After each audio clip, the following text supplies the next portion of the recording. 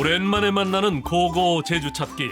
오늘은 오랜 세월 제주의 도심이었던 제주시 삼도동에서 시작합니다. 선생님, 선생님, 선생님. 아유 오랜만이네. 선생님. 와, 오랜만입니다. 얼마만이에요. 우리 올림픽 때문에 2주 동안 못 봤잖아요. 일단 대한민국 선수들 고생하셨고 선생님도 저를 기다리느라 고생하셨습니다. 뭐 여름 방학이다 생각하면 됐지 뭐. 이제 무더위가 최고치로 달했는데 왜 간덕정이에요? 시원한 바다로 가주셔야죠, 선생님. 그럼 혹시 고고제주 찾기 최초로 남양 특집? 간덕정에 얽혀 있는 좀 무서운 신화? 뭐 그런 거예요? 그런 건 나도 잘 모르고 이걸 보면은 오늘 주제를 알 수 있을 거예요. 알겠습니다. 가보겠습니다. 자, 주제가 여름에 관련된 건 확실합니다. 어째서? 전부 다 반팔 반바지예요. 그렇구나. 이게 주제라고요? 간판을 한번 읽어보세요. 간판이요? 어머니의 청춘, 홍콩의 왼손잡이. 선생님, 오늘의 주제는 영화관. 무더위에 영화관 들어가서 시원하게 영화 보는 것만큼의 최고의 에피소드 없죠. 좋죠.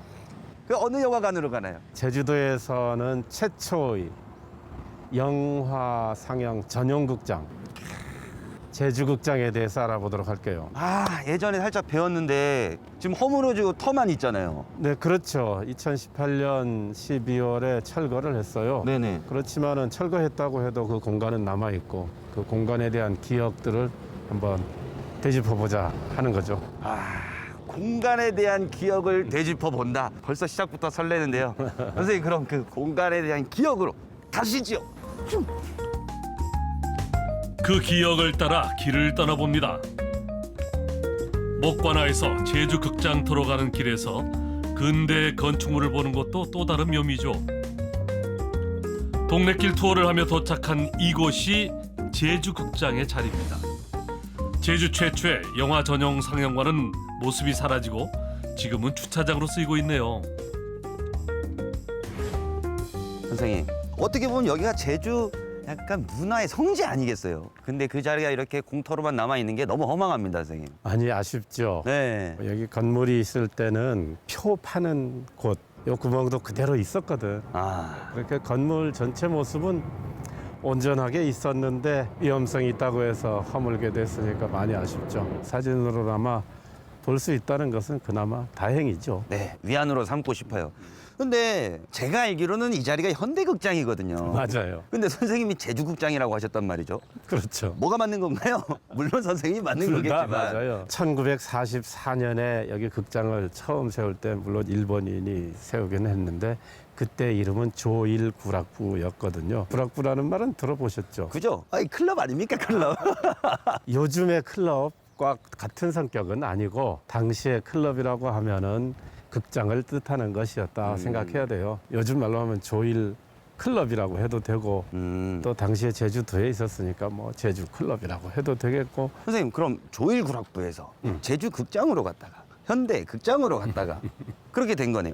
그럼 조일구락부가 제주도 최초의 영화 상영관인 거네요? 영화 상영의 역사로 따지면 네. 맨 처음에는 가설극장이죠. 천막 치고 하는 거. 그 다음에 1920년대에 창심관이라는 영화 상영관이 있었어요. 그런데 그건 영화 상영 전용관이 아니고 유랑극단, 극단이 나와서 출연해서 공연을 하곤 했었죠. 성격으로 보면은 여기 조일구락부나 그쪽이나 비슷하긴 한데 단 여기는 영화 전용이라는 특색이 있었던 거죠. 야외에서 공연되는 판소리가 익숙해했던 우리에게 실내 극장의 등장은 그야말로 신세계였습니다. 전국 곳곳에 극장이 생기면서 유랑극단의 공연이 펼쳐졌죠. 1926년 제주 동문도에도 극장이 생깁니다. 창심관이라 이름 붙여진 이곳에서는 유랑극단의 공연과 무성영화가 상영됐죠. 이후 40년대 들어서 영화 전용 극장인 조일구락부가 생깁니다. 2층 목조 건물에 총 470석을 보유한 큰 규모의 극장이었죠. 조일구락부는 제주 대표 극장으로 성장합니다. 선생님, 갑자기 궁금한 게 생각나는데 그럼 조일구락부에서 제주국장으로는 언제 바뀐 거예요? 그게 1948년에 정식으로 다시 극장 등록을 하면서 이름을 바꿔 등록한 거죠. 48년도면 제주도의 4.3이 한창일 때잖아요. 사람들이 극장을 찾아갈 수 있었을까요? 4.3 기간 동안에는 아무래도 극장 운영이 잘 안 됐겠죠. 사회가 너무 혼란스러울 때니까. 그런데 그 이전에 네네. 1947년에는 물론 영화 상영도 했지만은 여러 가지 행사들이 열렸어요. 각 조직 결성대회 같은 거예요. 네. 1947년 1월에는 민주청년동맹 결단식, 창립식 이런 것을 했고요. 다음 해 2월에는 민주주의 민족전선이라고 해서 네네. 거기도 창립대회를 했는데 이 두 단체는 좌익에 속하죠. 그리고 우익단체에 해당되는 광복 청년회, 거기 대동청년단이라고 해서 제주도 단부 결성식도 하고, 대한독립촉성 청년연맹, 거기서도 이제 대동청년단 제주도 단부 결성식을 여기 조일구락부에서 했고, 근데 좀 특이한 것은 네. 서북청년단도 여기서 결성식을 해요. 서북청년단은 좌우익이라고 보기보다는 너무 극우 단체죠. 47년 11월 달에 조일구락부에서 결성식을 합니다. 그러니까 이 조일구락부가 지금으로 하면은 멀티플렉스 같은 장소니까 정치적인 요소까지 들어가서 자기네 약간 발대식도 하고 그런 역할을 했던 거네요. 네, 그렇죠. 수많은 양민이 희생됐던 제주의 아픈 역사. 악명 높았던 서북청년단은 물론 좌익 세력까지 제주 4.3의 중심에 있던 두 진영이 모두 제주극장에서 시작됐습니다. 3.1절 기념식 발포 사건을 계기로 시작된 제주 4.3의 광풍은 7년이 넘도록 이어집니다. 마침내 4.3이 소강되던 1953년 겨울, 제주극장은 다시 문을 열었죠. 이때부터 정치의 무대였던 극장은 다시 본연의 문화공간으로 되살아납니다.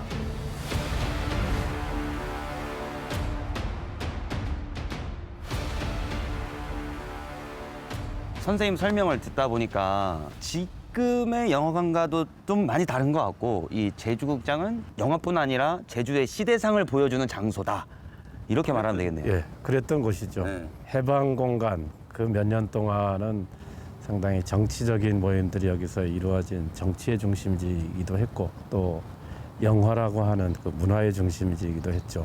1953년에 또 개보수를 해요, 건물을. 진짜 영화 전용관으로서 이제 탈바꿈을 해서 54년도에는 영사기도 새로 들여오고, 그렇게 하면서 제주도 영화 문화의 중심 역할을 했죠. 1956년에 중앙극장이 생길 때까지는 유일한 극장이었으니까. 그럼 선생님은 이 제주극장과의 약간 추억이 없나요?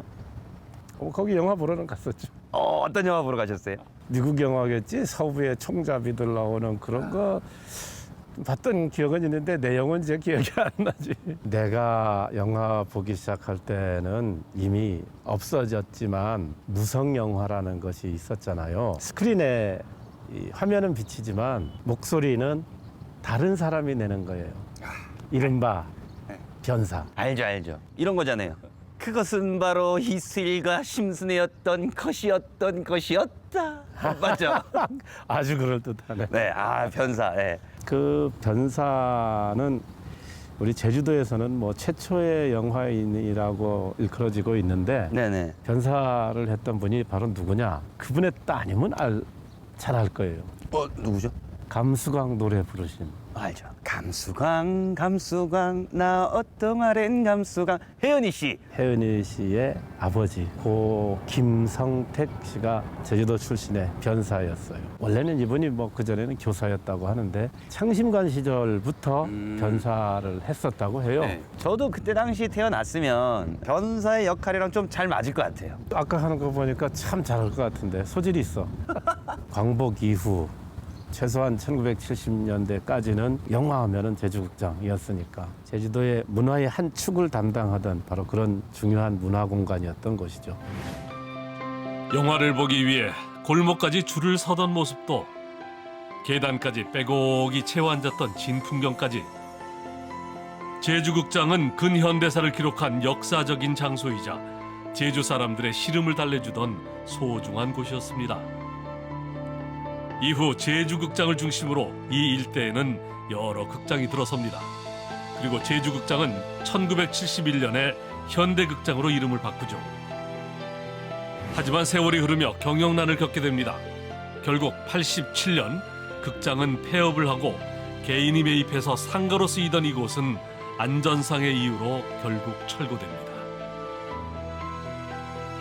설명을 듣고 이 자리에 다시 오니까 또 남다르네요, 선생님. 제주극장 자리가 좀 보존이 됐으면, 철거되지 않았으면 하는 바람이 좀 크네요, 선생님. 이름이 조1구락부 제주극장, 현대극장 이렇게 바뀐 것만 해도 시대 상황을 반영한 것이라고 볼 수가 있고, 또 그런 시대가 변하는 속에서 여러 역사적인 현장이 되기도 했고, 네네. 영화 문화라고 하는 것의 중심 역할을 하기도 했고, 여러 가지 측면에서 볼 때 이게 중요한 공간이었기 때문에 보존되기를 바라는 사람들이 많았죠. 아쉽게도 뭐 여러 가지 조건이 안 맞아서 철거가 돼버렸죠. 앞으로도 되도록이면은 이런 중요한 건물들은 철거하지 말고 보존하려는 그런 노력을 해야 되겠다는 생각이 들어요. 이거는 진짜 모든 사람들이 기억을 해야 됩니다. 시간이 지난다고 역사 속으로 갈 게 아니라 우리가 공부하고 보존을 해야 되거든요.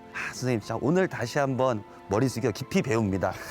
아이고, 고맙습니다. 2주 만에 만나는데 이 무더위를 잊을 만큼 즐거웠습니다. 다음 주에도 재밌고 새로운 제주의 문화와 역사를 들고 함께해 주시길 바라면서 선생님 외쳐주시지요. 고! 고! 다음 주에 만나요.